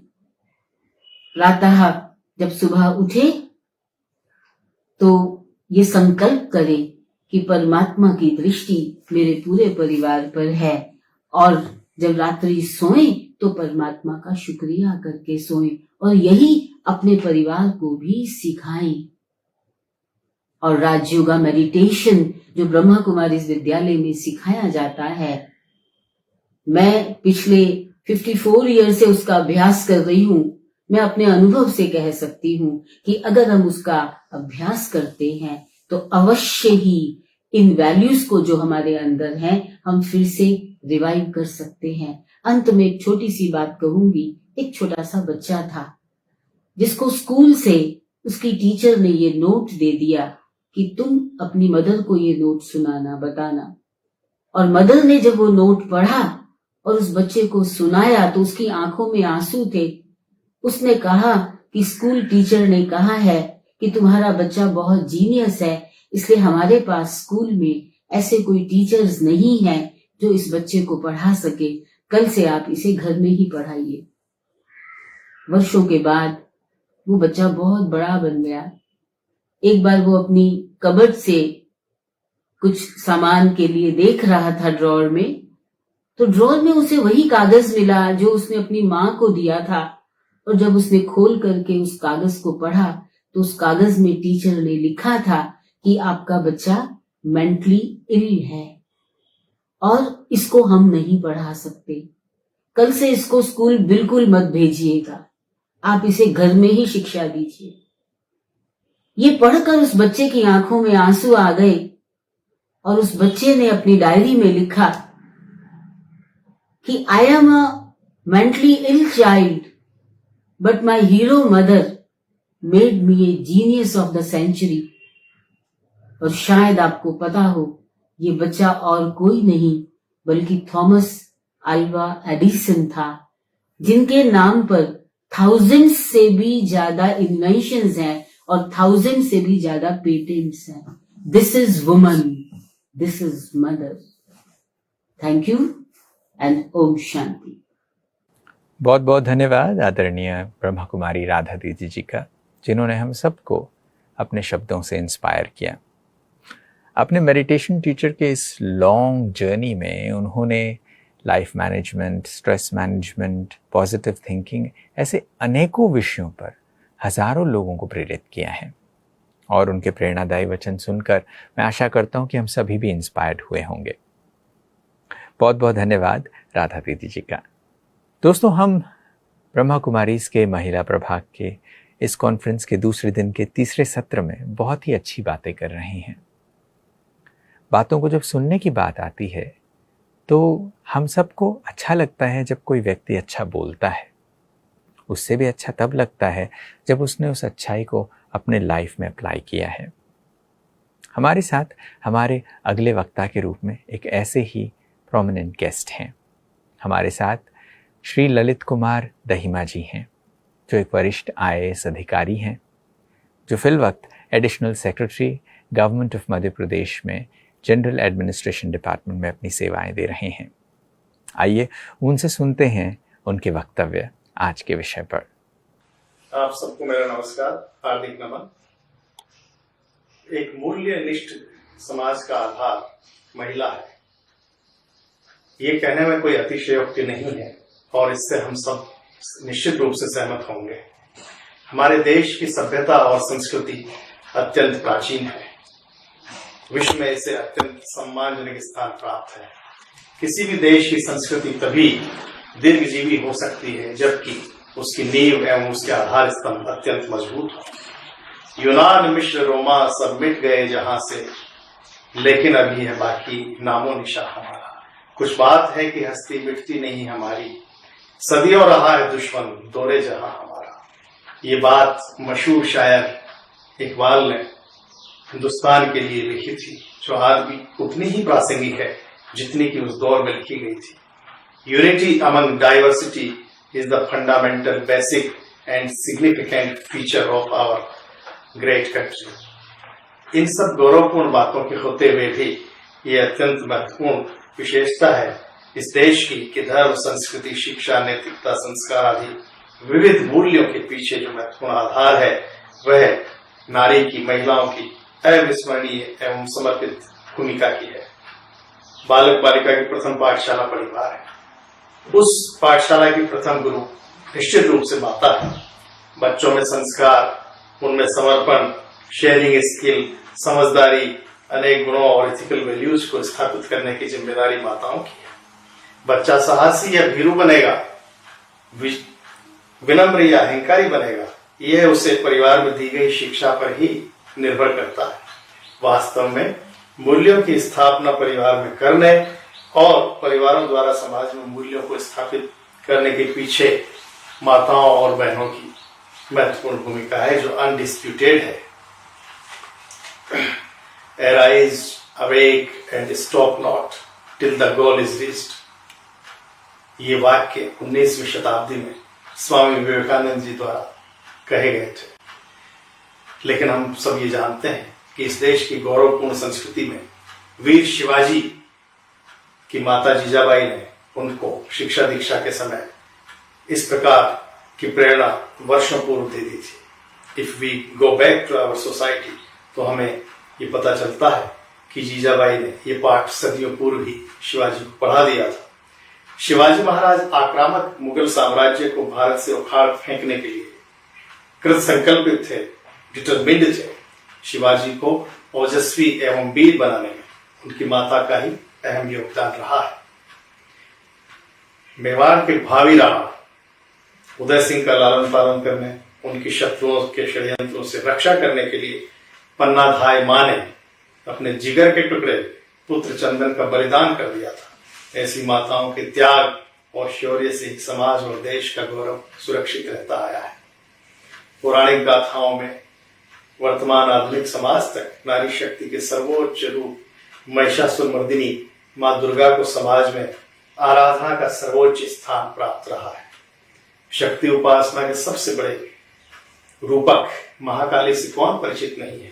शक्ति के इन महानतम रूपों की अवधारणा में समाज में समय समय पर व्याप्त कुरीतियों, अपराधों, अमानवीय परिस्थितियों को नष्ट करने में अपनी बेजोड़ भूमिका का निर्वहन किया है। मूल्यनिष्ठ समाज का आधार महिला है। It is not only applicable in our society, बल्कि पूरी दुनिया में ये विचार समान रूप से लागू होता है। वर्तमान शताब्दी नारी शताब्दी है। सदियों से शोषित नारी के उत्थान का आरंभ विशेष रूप से 20वीं शताब्दी में हुआ और इस सदी में वुमन एम्पावरमेंट एक संक्रामक और मजबूत अवधारणा बन चुकी है। हमारी बेटियां आज किसी भी मामले में बेटों से पीछे नहीं है, बल्कि उनसे आगे है। धरती से लेकर आकाश, अवनी से अंबर तक नारी सशक्तिकरण के अनेक बिंब देखे जा सकते हैं। आनंदमयी माँ, शारदा माँ, Bhagini Nivedita, Sarojini Naidu, Mother Teresa, PT Usha, Kalpana Chawla, Bachendri Pal जैसे असंख्य नाम नारी की गौरवपूर्ण शक्ति के प्रतीक हैं। आध्यात्मिक दृष्टि से हमारा देश अत्यंत सशक्त एवं ऊर्जावान है। इसके पीछे नारी के, महिलाओं के उल्लेखनीय योगदान है। माता शबरी की राम भक्ति, मीरा जी की कृष्ण भक्ति, माता अहिल्या की शिव भक्ति से कौन परिचित नहीं है। एक में उस सतीत्व की महानतम प्रतीक माता अनुसुईया के संबंध में शास्त्रों में अनेक प्रसंग आते हैं। लोपामुद्रा, गार्गी, मैत्रेयी आदि विदुषी महिलाओं ने इस देश की समृद्ध गौरवमयी संस्कृति में ऐतिहासिक योगदान दिया है, जिसे हम सब जानते हैं। मुझे ये कहते हुए अत्यंत गर्व की अनुभूति होती है कि ब्रह्म कुमारी ईश्वरीय विश्वविद्यालय जैसे वैश्विक संगठन को हमारी माताओं बहनों द्वारा सफलतापूर्वक संचालित किया जा रहा है और उनके द्वारा घर घर संस्कारों के बीजारोपण में एक अनवरत जो प्रयास किया जा रहा है वो स्तुत्य है। यत्र नार्यस्तु पूजन्ते रमन्ते तत्र देवता, अर्थात जहां नारी की पूजा, नारी का सम्मान होता है, वहां देवताओं अर्थात सकारात्मक ऊर्जा एवं शक्तियों का वास होता है। ऋषियों का एक कथन पूर्णतः सत्य है कि समाज के आध्यात्मिक एवं सांस्कृतिक उत्थान में, वैल्यू बेस्ड सोसाइटी के निर्माण में नारी शक्ति का अत्यंत महत्वपूर्ण योगदान है। आज समाज में तकनीक के अमर्यादित प्रयोग से एवं उपभोक्ता वस्तुओं के मकड़ जाल से नैतिक मूल्यों का अनवरत ह्रास हो रहा है। टेक्नोलॉजी के अनकंट्रोल्ड उपयोग ने मनुष्य की सुख सुविधा में वृद्धि जरूर की है, लेकिन उसकी मानसिक शांति, प्राकृतिक रूप से मानसिक और शारीरिक रूप से स्वस्थ रहने की उसकी शक्ति एवं आधारभूत मूल्यों की जड़ें हिला रखती है। नवयुग निर्माण की चुनौती से निपटने के लिए भौतिक समृद्धि ही पर्याप्त नहीं है, आध्यात्मिक उत्थान भी उतना ही जरूरी है। Let us come together to deal with this serious disease, serious ailment. इसके लिए परिवारों, विशेष रूप से माताओं को आगे आकर पहल करनी होगी, अन्यथा आने वाली पीढ़ियों के लिए अस्तित्व का गंभीर संकट उत्पन्न हो सकता है। मुझे आशा ही नहीं, विश्वास है कि मूल्यों के इस संक्रमण काल में ऐसी पीड़ा जिसका पूरी तरह एहसास भी अभी मानवता को नहीं है, इससे मुक्ति दिलाने के लिए नारी शक्ति द्वारा नए स्वरूप में अपनी भूमिका निश्चित रूप से निभाने के लिए पहल की जाएगी। जय हिंद, जय भारत, ओम शांति। दोस्तों, अभी अभी हम सुन रहे थे हमारे विशिष्ट अतिथि श्री ललित कुमार दहिमा जी से। जीवन में जब भी हम कुछ हासिल करते हैं तो उसके लिए कठिन परिश्रम लगता है, मगर उतना ही काफ़ी नहीं है। उससे हटकर भी बहुत सारी चीज़ें मायने रखते हैं। वह है जीवन के मूल्य। और जीवन के मूल्य को हम किससे सीखते हैं? अक्सर ये कहा जाता है कि माँ पहली गुरु होती है, और हम सभी मानते हैं कि हम सबके जीवन में माँ या माँ के स्वरूप पर जो भी इंसान रहा है, उसने हमारे लिए बहुत कुछ किया है, बहुत कुछ बिना कहे ही सिखाया है, एक उदाहरण बनकर। और आज एक मूल्यनिष्ठ समाज के लिए उन्हीं चीज़ों की फिर से आवश्यकता है कि जब हम नारियों को सिर्फ एक पारिवारिक जिम्मेदारी देकर चुप ना हो जाएं, समाज के परिवर्तन में उनकी भूमिका को पहचानें और मिलजुल कर उनके साथ समाज की उन्नति के लिए काम करें। मैं पुनः ललित कुमार जी का धन्यवाद करना चाहता हूँ। आइए दोस्तों, चलते हैं हमारे अगले वक्ता की तरफ। हमारे खास मेहमान हैं श्रीमती बबीता शर्मा जी, जो स्टेट सेक्रेटरी हैं महिला कांग्रेस, स्टेट प्रेसिडेंट है नेशनल ब्राह्मण फाउंडेशन और स्टेट जनरल सेक्रेटरी हैं विप्र फाउंडेशन भरतपुर राजस्थान के। आज इस विषय पर हम सभी का चिंतन चल रहा है कि महिलाओं की भागीदारी समाज को एक मूल्यनिष्ठ समाज बनाने में क्या है। इसी विषय पर हम इनसे शुभकामना संदेश भी सुनेंगे और इनका वक्तव्य भी सुनेंगे। श्रीमती बबीता शर्मा जी। अपने को वक्त के सिकंजों में कैद ना करो, अपने को वक्त के सिकंजों में कैद ना करो, जीवन में हलचल सी मची रहे ऐसा कुछ काम करो, जीवन में हलचल सी मची रहे ऐसा कुछ काम करो, जिंदगी बर्फ सी ना जम जाए, समंदर की लहरों के वास्ते तूफान का सामना करो, तूफान का सामना करो। ओम शांति। भारतीय नारी दृष्टि के आरंभ से अनंत गुणों की आगार रही है। पृथ्वी की सी क्षमता, सूर्य जैसे तेज चंद्रमा की सी गंभीरता, चंद्रमा की सी शीतलता, पर्वतों की सी मानसिकता, उच्चता हमारे एक साथ नारी के हृदय में रहती है। वह दया, करुणा, ममता और प्रेम की मूर्ति कहलाती है। वह मनुष्य के जीवन की जन्मदात्री है। नर और नारी एक दूसरे के पूरक हैं। भारत में नारी को देवी के नाम से जाना गया है। अबला नारी कहलाती है, जैसे संबोधन परंपरा से बहुत पुराने समय से चली आ रही है। वह माता के समान हमें शुभ कार्यों के लिए प्रेरित करती है। बाल अवस्था से लेके मृत्यु तक नारी के हमारे लिए बहुत कुछ जीवन में मूल्य होते हैं। नारी और श्रद्धा, विश्वास, रजत पग पग तन के पीयूष स्रोता सी बहती रहती है। नारी मूल्यवान होगी तो सनातन धर्म मूल्यवान होगा। परिवार में, समाज में जहां भी वह बैठेगी वह मूल्यवान कहलाएगा। वह मूल्य हमें आध्यात्मिक और आधुनिकता दोनों के का संतुलन सिखाती है। मूल्यवान नारी अगर कोई कार्य और व्यवसाय के क्षेत्र में अपनी ऊंचाइयों को छूती है तो वह परिवार के मूल्यों को नहीं भूलती और ना ही वह पीछे छोड़ती है। एक छोटा सा उदाहरण है, अगर मैं एक IAS अधिकारी हूँ या मैं एक प्रधानमंत्री के पद पर हूँ तो मैं पहले अपने जो मेरे नैतिक मूल्य हैं मैं उनको पूरा करूंगी। उसके बाद मैं अपने किसी पद पर आसीन हूँ उसके मूल्यों का आधार बनूंगी। ऐसा नहीं है कि अगर मैं किसी पद पर आसीन हूँ तो मैं अपने मूल्यों को भूल जाऊं। मेरा परिवार के लिए जो मूल्य है, मेरे बच्चों को देखना है, मेरे परिवार को समझना है, मेरे परिवार की जो जिम्मेदारियां हैं उनको मुझे पूरी करनी पहले फर्स्ट प्रायोरिटी रहेगी।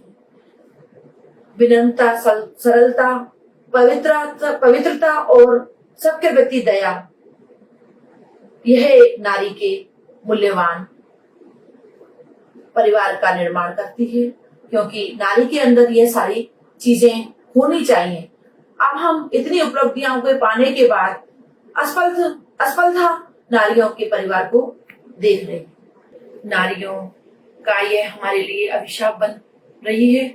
हमारी ब्याही प्रकृति के साथ साथ आध्यात्मिक, और हम ऐसी नारियों को, क्योंकि विश्व भर की आधी आबादी नारी है और आधी आबादी नारी है।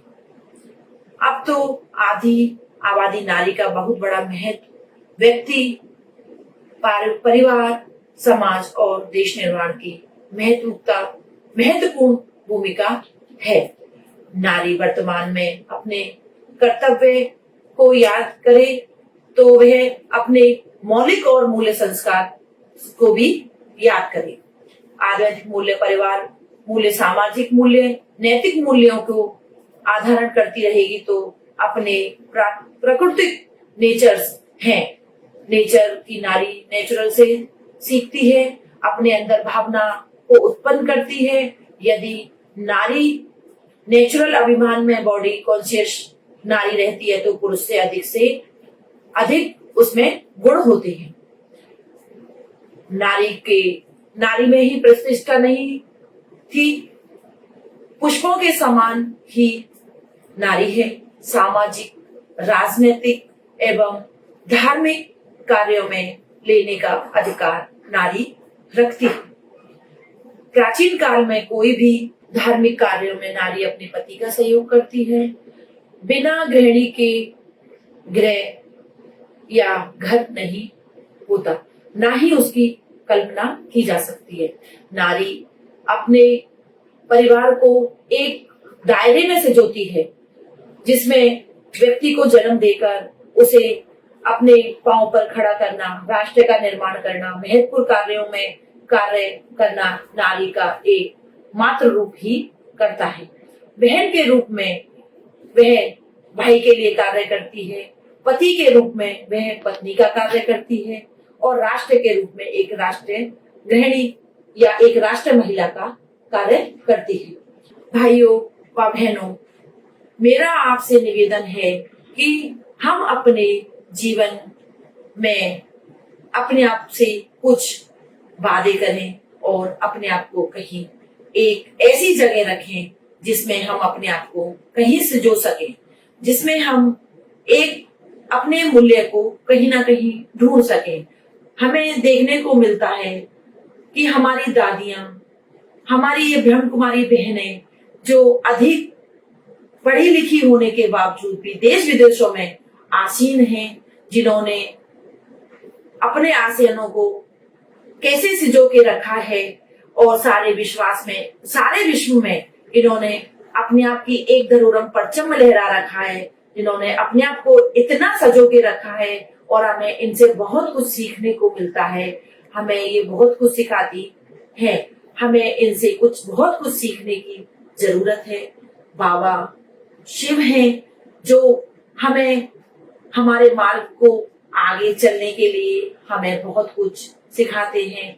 हमें अपने कर्म को आगे रख के, अपने आप को आगे बढ़ा के, अपने परिवार के लिए, अपने परिवार के बच्चों के लिए, अपने समाज के लिए, अपने समाज के लोगों के लिए, अपनी महिलाओं के लिए हमें बहुत आगे जाना है और हमें उनके लिए अपने कुछ संस्कार ऐसे संजोने हैं जो हमारे देश के लिए एक नया वरदान बने। ओम शांति। बहुत बहुत धन्यवाद श्रीमती बबीता शर्मा जी का, जिन्होंने हम सबको अपनी प्रेरणाओं से भरपूर किया। जब पॉलिटिक्स के क्षेत्र की अगर हम बात करें तो आप उनके जीवन से समझ सकते हैं कि समाज के कल्याण में जब महिलाएं बढ़ चढ़कर भागीदारी लेती हैं तो वो बताता है कि एक माँ जैसे अपने घर में अपने घर के सदस्यों के लिए चिंतित होती है, वैसे ही समाज के उत्थान के लिए, समाज के सदस्यों के लिए भी वो उतना ही डेडिकेशन से काम कर सकती है। बहुत बहुत धन्यवाद पुनः बबीता शर्मा जी का उनके इस मोटिवेटिंग वर्ड्स के लिए। आइए दोस्तों, हमारे अगले वक्ता की तरफ आगे बढ़ते हैं। पिछले कुछ समय से अगर समाज में किसी की भूमिका को सबसे ज़्यादा सराहा गया है तो वो है हमारे स्वास्थ्य कर्मियों की भूमिका। ऐसे लोग जिन्होंने समाज के स्वास्थ्य को बचाए रखने के लिए, उसको सुदृढ़ करने के लिए दिन रात मेहनत की है, वो है हमारे डॉक्टर्स। जब समाज में हम डॉक्टर्स की भूमिका को समझ रहे हैं, खासकर ऐसे समय पर, तो ऐसे में महिलाएं भी बढ़ चढ़कर स्वास्थ्य के क्षेत्र में काम करती हैं, करती आई हैं। हमारे अगले वक्ता के रूप में हमारे साथ डॉक्टर सुरेखा पाटिल जी हैं। ये डीन एंड प्रोफेसर हैं doctor DY Patil medical college Navi Mumbai से। इनके समाज के काम को देखते हुए, समाज में इनके योगदान को देखते हुए इन्हें अनेकों पुरस्कारों से नवाजा जा चुका है। स्त्री पुरस्कार award 2017, rotary excellence award 2003, super achievers award, jewel of India award, न जाने ऐसे कितने ही पुरस्कार इन्हें दिए जा चुके हैं इनके काम को सराहते हुए। हाल ही में कोविड के कारण जो महामारी फैली, उसमें भी 600 से अधिक कोविड के मरीजों को मैनेज कर उन्हें ठीक करने का काम भी डॉक्टर सुरेखा जी की निगरानी में किया गया है। आइए सुनते हैं डॉक्टर सुरेखा पाटिल जी से। आज का विषय अत्यंत महत्वपूर्ण है क्योंकि आज 21वीं सदी में काफी चेंज हुआ है। साइंस और टेक्नोलॉजी ने बहुत तरक्की की है, लेकिन उसके साथ साथ प्रतिदिन एक से एक स्कैंडल बाहर आ रहा है। Corruption, tension, depression, anxiety, dishonesty और कंपटीशन बढ़ते ही जा रहा है और समाज घोर कलयुग के ओर बढ़ रहा है और मूल्यों का पतन हो रहा है। तो मूल्यनिष्ठ समाज के लिए परिवर्तन की जरूरत है और उसमें नारी को ही आगे बढ़ने की जरूरी है। तू खुद की खोज में निकल, तू किस लिए हताश है, तू चल, तेरे वजूद की समय को भी तलाश है। यह 4 पंक्तियां सिर्फ पंक्तियां नहीं, अभिव्यक्ति है जागृति के लिए। हम महिलाओं की उन शक्तियों की जागृति जिसका एहसास हर किसी को नहीं पता। महिलाएं जो शिल्पकार होती है समाज की, मानवता की, जिससे घर बनता है, परिवार बनता है, समाज बनता है, राष्ट्र बनता है और फिर दुनिया बनती है। भगवान की सबसे सुंदर और सबसे संतुलित निर्मिति है स्त्री। प्राचीन भारत में नारी को समाज में सम्मान का स्थान प्राप्त था। महिलाओं के भागीदारी के बिना कोई भी सामाजिक या धार्मिक कार्य नहीं किया जा सकता था। वही कारण है कि लोग उन देवी देवताओं की पूजा करते थे, जैसे ज्ञान और बुद्धि के लिए सरस्वती, धन और समृद्धि के लिए लक्ष्मी देवी एंड शक्ति के लिए दुर्गा आदि। ब्रह्मा कुमारी के ज्ञान प्रसाद से हमें यह पता है कि धरती पर निरंतर चक्र चलता है। सतयुग, फिर त्रेता युग, फिर द्वापर युग और अब यह कलियुग। अब यहाँ से हमें सतयुग के लिए नई विचारधारा वाला समाज निर्मित करना है और यह इतनी बड़ी जिम्मेदारी महिलाओं के निरंतर योगदान से ही संभव है। इतिहास और समय साक्षी है, जब कभी महिलाएं सामने आई, युग परिवर्तन हुआ है। युग युग से महिला ही समाज को योग्य दिशा दिखा रही है। उदाहरण के तौर पर रानी लक्ष्मीबाई, पद्मिनी, रजिया सुल्तान अपनी वीरता से देश बचाने के लिए योगदान किया है। सावित्रीबाई फुले, जिन्होंने महिलाओं की शिक्षा के लिए जागरूकता लाई।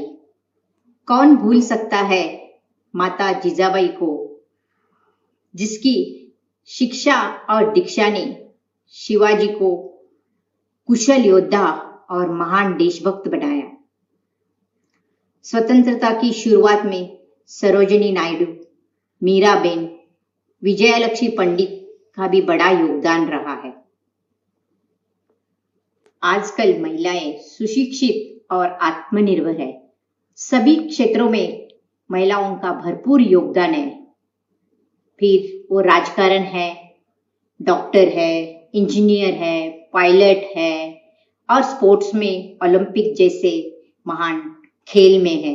महिलाओं का विशेष योगदान रहा है और आज के युग में भी बहुत सारे महिलाओं ने अपने योगदान से समाज सुधारने की कोशिश की है।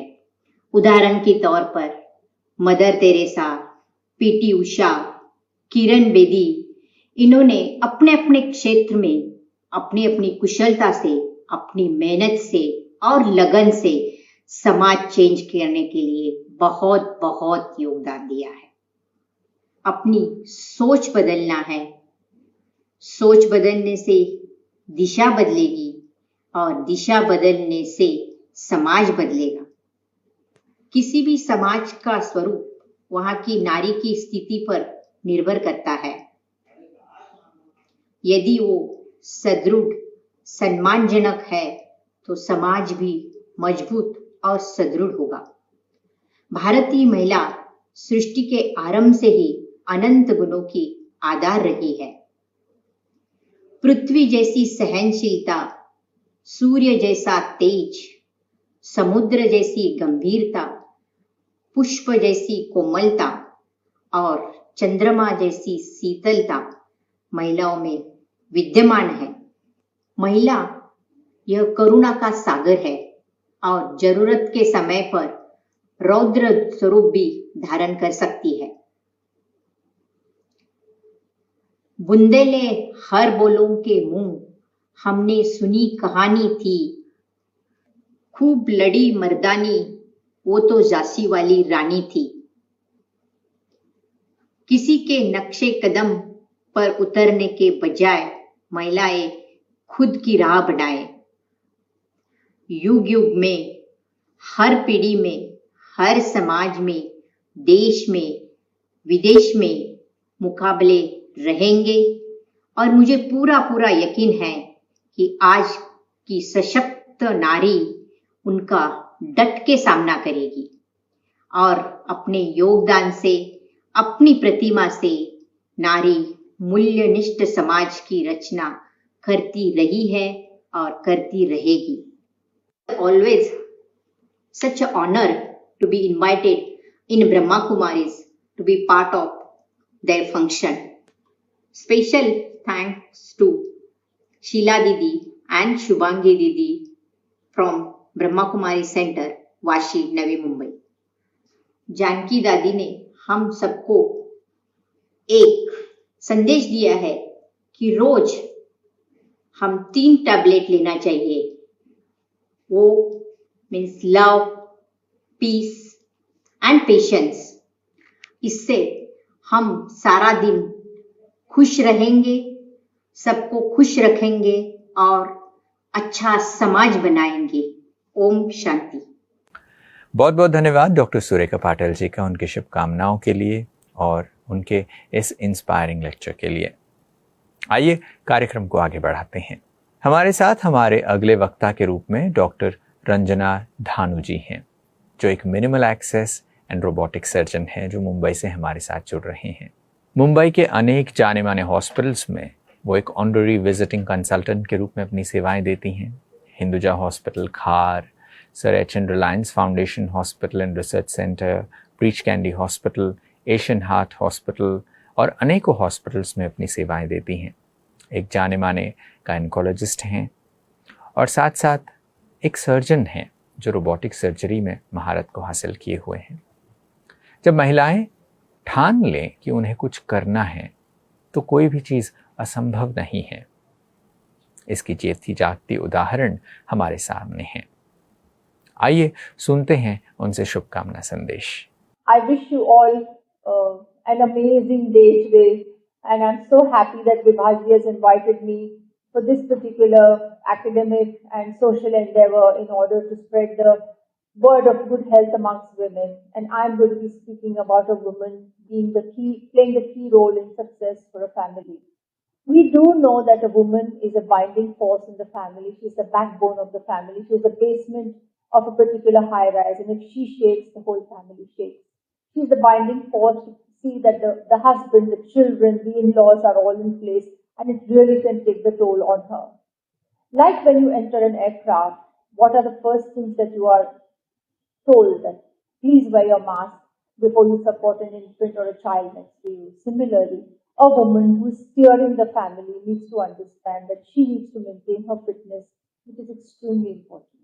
So, there are basic tests that need to be done in order to see that she is fit. So, we do a complete blood count, her sugars, her thyroid, her blood pressure, her cardiac status, and of course, she has to indulge in some form of exercise daily and yoga as well. Shamak Dawar is a very close friend of mine, and he used to always tell me over the years, Ranjana, like you need to sleep, you need to eat, you need to exercise. So, very important to detox the body. Once you have detoxed the body, your mind functions well, your happiness index goes high, your happy quotient goes high.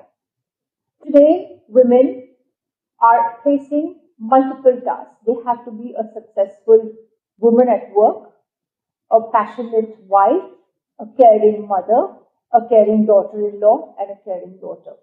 Imagine so many responsibilities being saddled on one particular or two particular shoulders is not easy. But we do see women doing this. And I feel I learn so much from my women at work. When I see my nurses, when I see my staff, when I see my people at the hospital work, I feel I'm so privileged. At least I'm going in an air-conditioned car with a chauffeur to the hospital. But can you imagine the kind of hardships that my nurses are going through coming up and down by train? They're working effortlessly. From 3 o'clock in the morning, they wake up, they cook for their family, they pack tiffins for them, they come in the train, and yet they're smiling in the theater before I start my surgery. So I feel there's so much more to learn from them to see that they're so happy. So each one, from whatever socioeconomic status, I feel women are doing an excellent job. Today, what I see is in the higher society or in the routine society, what we're seeing today is that social media, the kids are exposed to so much of social media that they have drifted. Though everybody is living under one roof, The husband is watching his own Netflix, the wife is watching her own phone and her Facebook, the cook is cooking something, two children in two different rooms watching their own TV shows. So there's hardly any connect. There's hardly any communication. And I feel to de-stress, you need communication verbally and with touch, which is extremely important to de-stress a child. I always tell my women, sit down with your child, ask them, what have you done through the day? Luckily today, kids are having homeschool.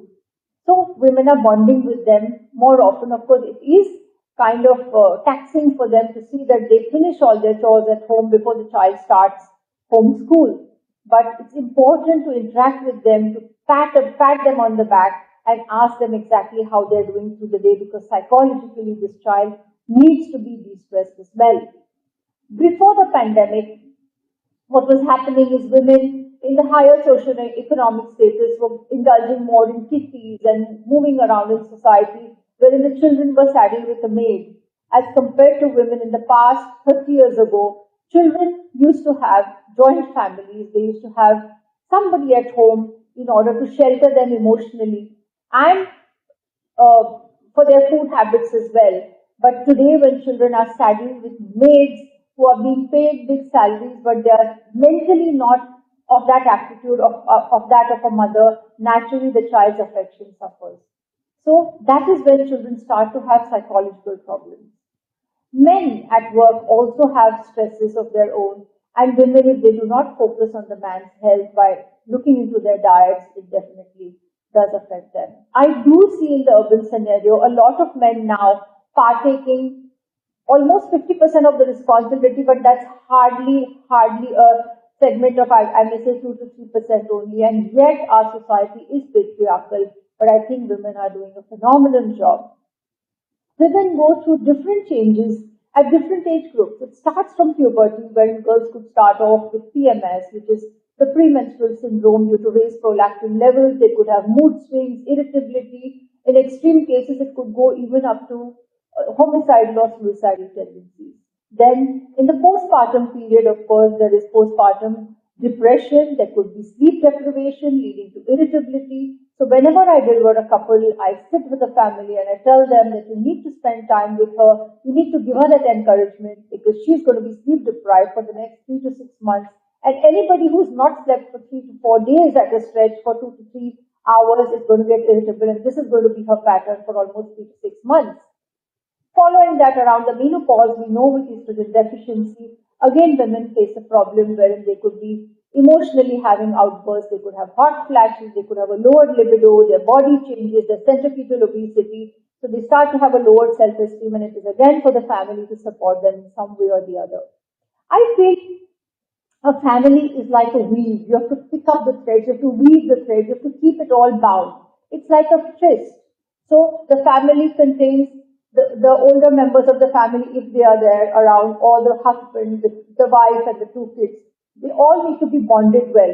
One arm or one finger falling loose is going to let all the grain or all the sand leak away from the fist, which does not really then prove beneficial to the family. So keeping this together and integrity, how much ever we may emphasize on the man also being helpful, I think most of the effort has to be taken by the woman. And I do know that women are doing a phenomenal job. So much so that women today, of course, we think that, oh, there's a large segment of women who may be indulging in some form of habits, but I do see women leading a very healthy lifestyle now.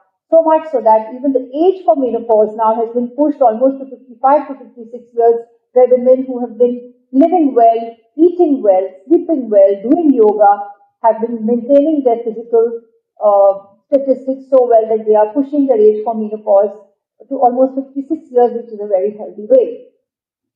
The way in which we compare the difference between women and men at work is, I've seen offices wherein women are heading the institution, and over there I see a lot of difference, because the aesthetics is different, the compassion is different, the food is different, the way the office is dressed is different. So that all matters, and that's how women are. So I think women are great, women are amazing, women are absolutely the backbone of society, and hats off to the institution that Vibhaji and all the Brahma Kumaris are affiliated to. Their endless, their tireless efforts day in and day out for different sects of the society. I think we really need to applaud them all in order to see that they are, or encourage them for whatever their endeavors are. I am a small drop in the ocean for service, and I'm available at 2 hospitals, Hinduja Khar and the Reliance Hospital, wherein if for any reason, I always tell Vibhaji,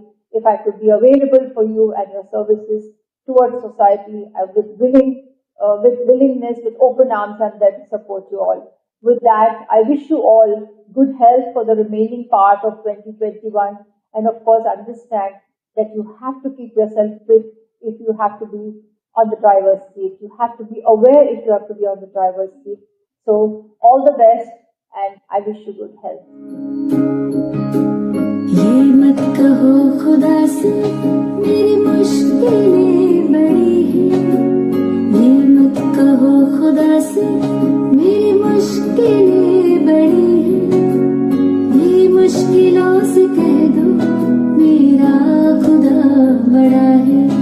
आती है आंधियाँ तो कर उनका खैर मकदम, आती है आंधियाँ तो कर उनका खैर मकदम, तूफान से ही तो लड़ने खुदा ने तुझे गढ़ा है।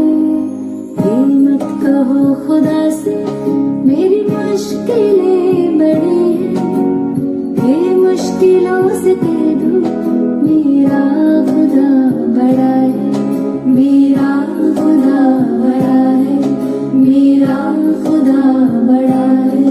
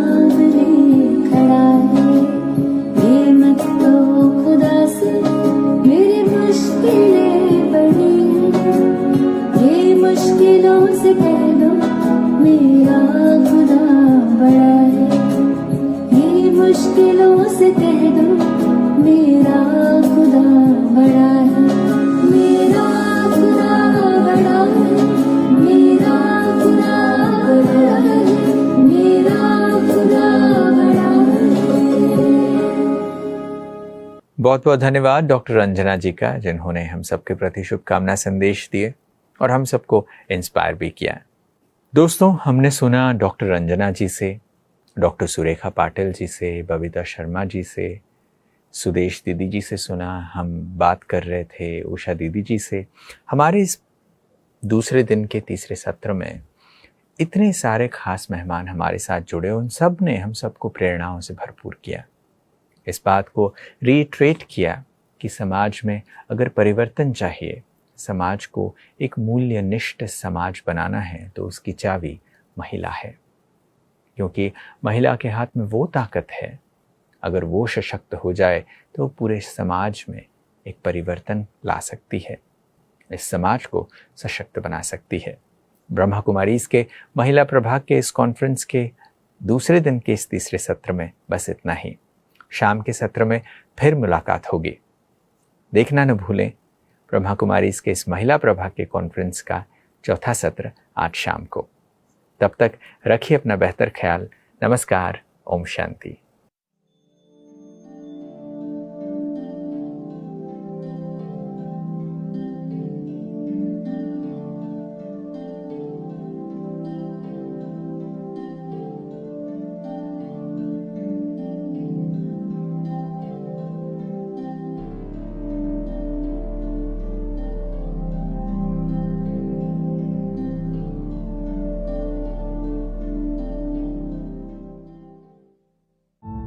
परिवार में सुख हो, प्यार और सम्मान हो, सभी स्वस्थ रहें, यही तो हम सब चाहते हैं।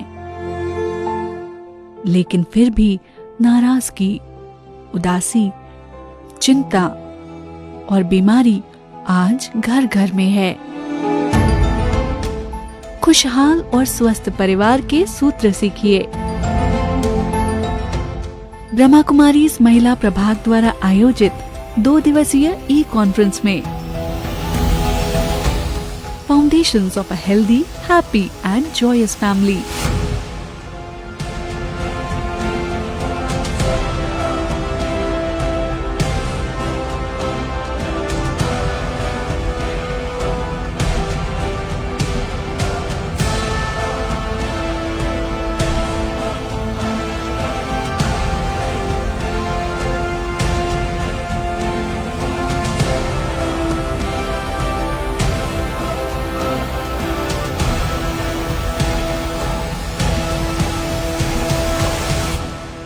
और 5 सितंबर सुबह 10 बजे से दोपहर 12 बजे तक और शाम 5:30 से 7:30 बजे तक अवेकनिंग टीवी चैनल पर, टाटा स्काई 1084, जियो टीवी 1060 और ब्रह्मा कुमारीज यूट्यूब चैनल और फेसबुक पेज पर।